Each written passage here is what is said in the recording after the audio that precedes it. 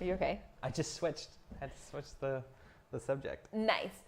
What conversations should early stage founders be having with the people they're working with and co-founders?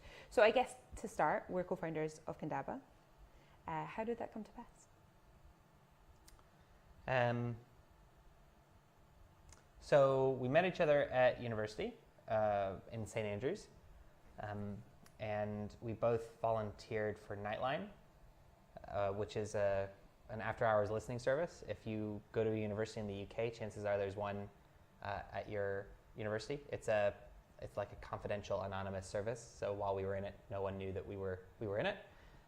And a big part of that was active listening. Right. So just trying to understand how to listen to someone talk about challenges that they're facing, or where to get the number for the pizza. I don't know, all sorts of stuff. And so we met through that and just kept kind of talking about different things that we were doing and different things that we were interested in. And then after university, we kind of kept reconnecting and talking about family. My family is all over the world, and you have a very large or extensive primary family-based. I have 5 brothers, 2 sisters, and 14 nieces and nephews. So when Gelb would ask me, how are you doing? How's the family? He knew it would take a few hours to get through each of them. Yeah, and you're one of those people that will talk about your family members as if I know them. Oh, yeah. And I find that very challenging because I don't know them. Because you were like, I was talking with Tom the other day, well, I just caught up with George, and I'm thinking like, all right, wait, who's Tom? Who's George? What was it? And so I tried writing them down, but I wasn't able to keep track. It's difficult, yeah. Yeah, exactly. I just want a tree. Just tell me. But we kind of kept talking. We also kept talking about like different business ideas throughout the time. There was one idea for like a community currency called Florin that we were working on. But then the issue of family communication kind of kept coming back up, and that's kind of what led us down this road. But I guess I was the one that was the instigator. Yeah, you had the idea. I had the idea. I knew I wanted to do it, but I also knew that I couldn't do it alone, and I didn't want to do it alone. I definitely don't. I don't think I work best on my own. I work best with other people, either in terms of splitting the jobs up, or just collaboration and trying to come up with ideas together. So you were a founder who you had an idea, you'd done some self-reflection about, do I want to make a business myself or do I want to make a business with other people? Yeah. And you knew where you stood on that. Exactly. I was a bit different, so I had never thought about or particularly wanted to be an entrepreneur or found a company. I didn't know the startup scene. I really, really was driven by making an impact, any impact, and impact at the biggest scale I could. And I was driven by working with a team who I really felt passionately about. This is a team that I love to spend time with, that we're making something special, not just product-wise, but team-wise and relationship-wise within the team. You did have experience, though, starting a business, though, in order to kind of try and build a team. Yeah, and I guess that's where, but always because of what the output was. Yeah, sure. I think that's what I'm trying to distinguish, because I wanted to make a difference. So that was in health and well-being and coaching. And then with this, yes, I'm very passionate about family, but it wasn't because ultimately I wanted to own a business. It didn't really matter what the business was, or I wanted to be an entrepreneur. And certainly when I was going through thinking about it and thinking about, well, what things would I need, what tools, what people, there was this huge gap in terms of community management and being a true voice of the customer, and I knew that I wasn't really talented at that, and so I approached you and said, look, so I want to pitch you this. And I had a really bad little. Do you remember? I made a slide deck. Logos. Exactly, and I misspelled your name, even though we've known each other for 10 years. And I'd forgotten that. Yeah. And but so I was saying this is what I want to do, and I think you should be involved. And then you had to think about it for a while. Yeah. So. I was in a full-time job. I didn't know what that would look like. I was in a full-time job, and I was one of those people. I was doing 5 other things, projects, working with other folks, running another side business. And yeah, we went on a bit of an exploration journey together. I was like, what would this look like? What would it mean? What kind of scale and scope would it be? What would I bring to the table? What experience do I have that's useful? So we had a lot of conversations over that time period. Yeah, and we found a book called The Founder's Dilemma, which is definitely recommend you take a look at it. And it talks about control-motivated people and wealth-motivated people. And by wealth, it's not like money. It's about, especially when you're thinking about founders, it's about whether or not you care about the wealth or the health of the business. Think about like fulfillment, enrichment, that kind of wealth. Yeah, and it's not to say that other people don't care about the wealth of the business. It's just when you're looking at decisions and when you're looking at feedback or potential directions to go in, usually you end up identifying with either a control person. You're like, no, this is my vision. I know what is right to do, and I want it to look a certain way. And those kinds of people, it means that these products that they build are usually incredibly well thought out and very directive, but they are not really open to changing directions. And they normally have control of their company. And fully control the company. In terms of investment. Yeah, they're not huge fans of bringing investors on.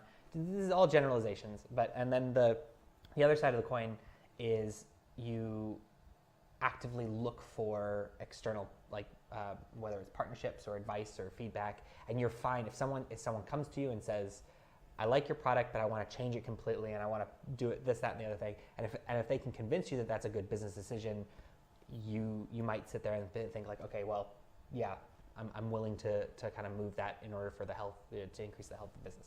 That's a really poor explanation, but you should look up Founder's Dilemma. So I got you that book. And had you read it, and at the time Ben was also we were working with Ben because he was basically he was the technical advisor because neither of us are so also sent it to him and had him read it as well. So Ben definitely identified as more on the control motivated side, and I certainly was definitely identifying on the wealth motivated side, and you also were on the wealth motivated side. So that started a lot of conversations. And then I think it's important to notice as well, this happened over time. It's something that I couldn't have said, and everybody's journey is different. I wouldn't have been able to say, which I would be able to say now, well, this is what my thoughts on those are. Sure. This is my perspective and my opinion. So it was a kind of personal development journey that we went on, that we were then sharing and talking about, well, what do you think? Is this your experience? I don't know. And we had a lot of debates about, well, would you do this? Would you do that? With a make-believe that didn't yet exist company, right? So that we could play out those scenarios. Well, how would you feel if this happened, and how would you feel if that happened? Yeah, and some of those examples are, some of it is about money. So okay, look, let's say we got offered X, Y, Z to exit. That's sometimes a friction point between founders. Do we exit or do we not exit? And even though we weren't trying to say, oh yeah, we're going to be hot shit or anything, it was trying to understand each other's motivation and making sure there wasn't friction there. Exactly, because money does things to people. It just does. and if you can acknowledge that and say, this is what that money would mean to me, right? If we actually exited, and this is what I would do with that. That just puts it into perspective, and because if you're talking with each other and they're like, no, we're gonna take this to IPO, we're gonna do this, we're gonna do that. Fine, that could be the case, but you have to be on the same page with that, and then you have to also really think out and challenge yourself as to whether or not, well, what if you get an offer for 10 million, right? 10 million is a lot of money, but it isn't a lot of money for an exit in terms of a startup. And so how would you feel about that? Maybe you'd feel great about that, and if you both feel great about that, you know that if something like that were to come along, you've already kind of had that discussion. We speak to a lot of early stage founders, and some people might initially think, what on earth do you mean you're talking about all this stuff without even touching on the product? And we were talking about the product as well, but when we hear from early stage founders and they hear how we communicate with each other and the journey we went on to practice that, how do we learn to talk to each other like that, they think, I really should be having these conversations, because actually it would mean this difficult conversation that I have on the horizon with my co-founder wouldn't have to happen. I have to say, it's not often that I think I never do things ahead of time. After the fact. Papers at university, it was all-nighters the night before. It was all that kind of stuff. but the fact that we actually took the time to talk to each other, and then also with Will when he came in as well, it was a lot of time, a lot of discussions, but it meant that going forward, there were little things that you'd hear other people going through, and you're like, that doesn't even faze us because I know what you're going to say. Or we can say, oh, so what do you think about that? So this was the thing, and it's not to paint the picture that we've never had clashes or challenges. Yeah. It's more that I have the complete safety net and belief of I know we'll be able to work through that. I know we'll be able to talk about that because I know that we have the language and the ability, the space and the trust to have those conversations. I think you're going to have to remind me which book it is. What's the OKRs book? You know the one I mean, though? We'll find it. We'll find you for it in a minute, but it's written in like an allegory, like as a story. Yeah. And one of the takeaways from that, I was distracted. You didn't like it. You was distracted by the story. So I like OKRs, and I enjoyed like learning about the framework. Yeah. The story distracted me because honestly, all the time I was thinking, who are these numpties? Like, how are they co-founders? Like, how have they not? They just had such assumptions about each other. They didn't understand how each other worked. They really frustrated me, and I was just thinking, of course, like we've got things wrong and we've annoyed each other, but it's also been fantastic to be able to say, see that time when this happened, like we need to talk about this. Like this are my thoughts. And I think from early on, like when we were talking about like our ways of work and our style, I certainly was very clear about like I made a big deal about passive aggressive in nature, and it's something like I just don't respond very well to.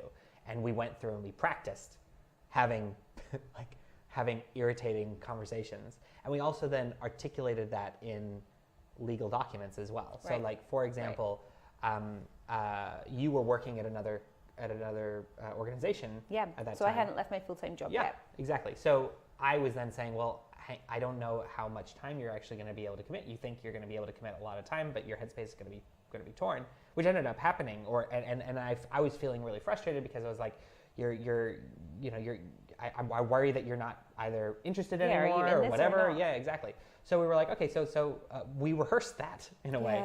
We're like, okay, so how should we do this? Like, I'm worried. Let's just say you completely check out, or let's say I completely check out.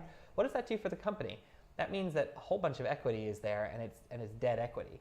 What if I get hit by a bus? What happens? You know, and all that kind of stuff.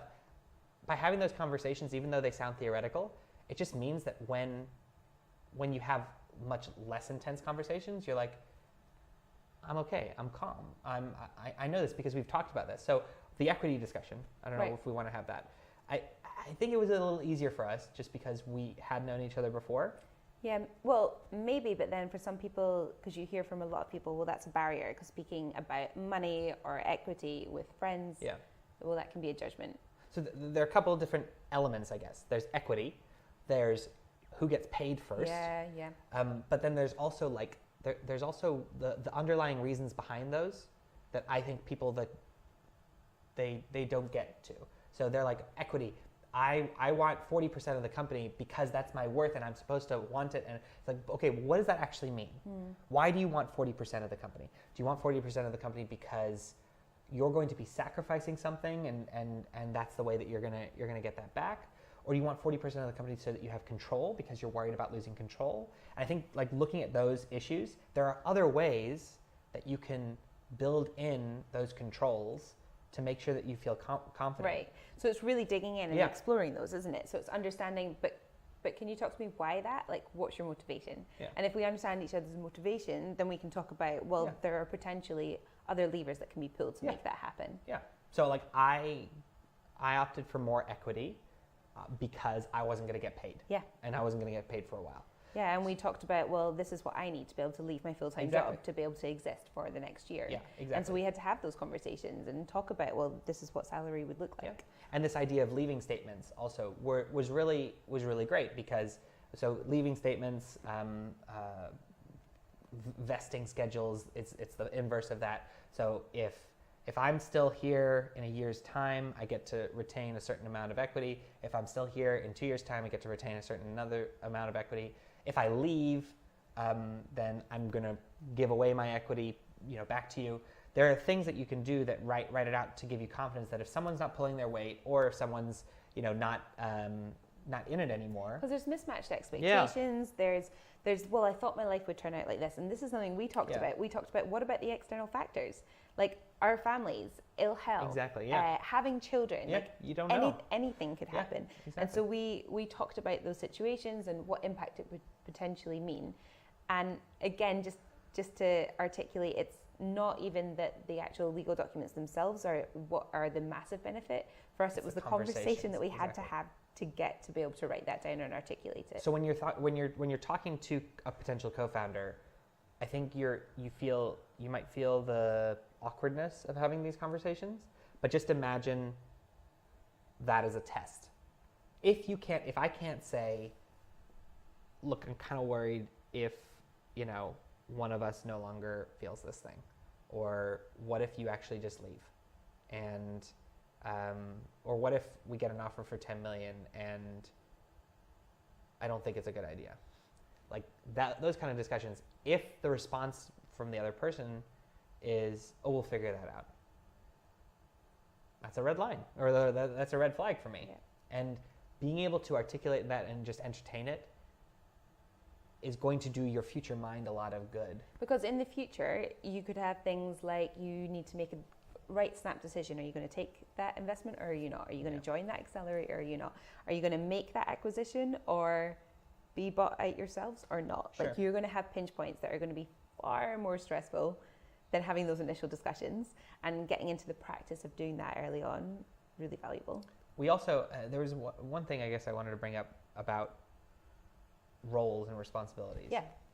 So we did opt for different roles, and we have like CEO, CXO, and things like that. And if you were listening to Adib's talk, which you definitely should if you haven't, he talks a lot about roles and the danger of having those at the beginning. Early titles at the beginning, right? Titles, and like why am I CEO? Well, what right do I have to be called that? Are you CXO because we can't both be CEO and we just created one for you, whatever. Like, I think that if you're worried about that, and if you are kind of fighting over titles or worried about titles, again, it's really, really good to just explore what that means, because these are important things to some people. But like, it must have been about a year ago, I think, we were in San Francisco. I remember that chat. And I'm the one that just interacts with all the investors. It was my idea, I guess, I run the company, but you were finding that you were really enjoying meeting with investors, and you were also really enjoying, I guess that was probably the pinnacle of you were feeling really just in gear, knowing this thing. And we had a conversation as to whether or not, well, do you feel like you want to take on the leadership of it? Like, is that what you're telling me, basically? And it was I don't know, it wasn't that long of a conversation, but it was, I was interested in about your motivations and whether or not they changed. Because if you had said at that point, you know what, actually, I kind of want to be the CEO of this thing. I want this to be my thing. Not that it wasn't your thing, but I want to be the one telling you what to do. Like, I was kind of entertaining the fact of maybe that's the case. Maybe that's what you're thinking. And even though if you had said yes, that wouldn't have been the end of the conversation, and then I would have been like, oh, okay, here you go. Next. I wanted to give you that space to say that, so that if that's the case, then we're like, all right, let's ready to rumble. So let's talk about this. Let's have a conversation. And that's where it comes down to the wealth orientation, right? Because you were thinking about the well-being of the company. And what we really got into there was for me, it was the different roles. So it was what we excel at. It was the taking titles out of it. What is the stuff that we want to be doing, we like doing, that we're best at? And also, you have to have these conversations so often, because the stage of your business changes those roles entirely. So I think at that time, it completely made sense to me that you were doing the role you were doing and I was doing mine. And it was about those deliverables. And it was just, we were talking about the future, and we were thinking, so if this goes this way or if it goes that way, what would the different roles look like? And to be honest, like, it wasn't in my mind like, oh, I would be happy giving up the CEO title, right? That's not what we're saying. But if there was a blind assumption on my point that of course you were CEO. I have the privileged position of always being, of course I am. That's dangerous. And again, go back and listen to Adib's talk. That kind of mentality means that you're going to be less likely to understand your blind spots later on. And we've had conversations before about, because especially with co-founders and you've got equity involved, but you need to talk about performance. So, Lizzie, actually, I think you could up your game in this, or Gelb, I think you're over egging that. Yeah. Like, we need to be able to call each other out and talk about that. And again, because it changes so much. So we're learning roles all the time. So we're not professionals at any of the jobs that we deliver for Condaba. Like are there people that are better than us? Absolutely, like completely. And so we would have conversations often about, okay, so we had a whole conversation about growth at one stage, didn't we? We were talking about, right, well, without hiring a head of growth, how does that look and how could we do that? And who would be able to learn and take on board those roles? So we all the time need to be reassessing, redefining, talking about, I know in the beginning, for me, a massive issue was like, where's the line? Where's your role? Where's my role? And is there a gap of grey space in between? Sure. And I'm worried about like what gets dropped there. It's all grey space. And but I think knowing and being able to challenge and pick each other up on things like that is important. How would you have felt, and maybe, or how would you feel if, we go through our funding round that we're kind of getting together right now, and Condaba takes off as we fully expect it to do, and a big investor comes on and says, I'll invest, but Lizzie needs someone on top of her. So I would be reporting to somebody You'd who be would be reporting to employed someone who by would be, Condaba? Yeah, you couldn't be the CXO anymore. You'd be, I don't know, you'd be doing something specific, but we'd be bringing in a professional to, and by I say professional, like someone else with a proven track record, because they have experience in X, Y, and Z. Yeah, so two parts to that. My initial reaction, and this is just like my ego, is why would somebody else be identifying that and telling me that myself and got that professional in? The actual factual statement of somebody in a professional role needs to be telling me what to do, that I am completely happy with. That would be fine in terms of like, Lizzie, actually, this is where you excel and this is your remit, and I'm going to let you do the things that, because there's stuff that I do and deliver just now that I do badly, that I don't have experience in, that if that was somebody else steering me and they could just say, Lizzie, we're going to let you operate in this area where you can make the most impact, that would feel absolutely fine. I think I would be annoyed if I hadn't been able to recognize that and work with you on that ourselves. And so that would be a difficult thing for, a board to say or an investor to say, why haven't you noticed that you need this? Okay, cool. How would you feel? So I guess how would I feel if we got an investor, they say, yeah, we'll definitely invest in Condaba, but you can't be the CEO anymore. Yeah. I think that theoretically, I would need to be shown evidence that that's the case. But if I was, and I think that evidence would be like tough for me to evaluate. Yeah. But on principle, I don't have a problem with that. There would probably be problems in terms of, letting go of things, but as long as it can be shown to me that it is for the health of the business, especially since we are building a business that has external investment, a lot of different stakeholders, and we want it to be high growth, I think it would be incredibly arrogant for me to assume that I have all of the skills needed to take us to, a much higher level. But at the same time, I also have the ego to think like, well, maybe I could grow into that role. Yeah.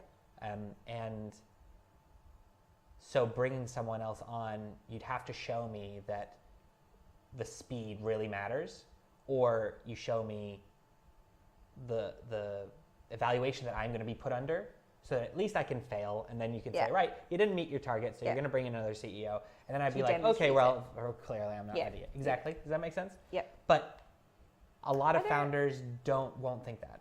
Are there examples of that? That's really interesting to me. People brought in.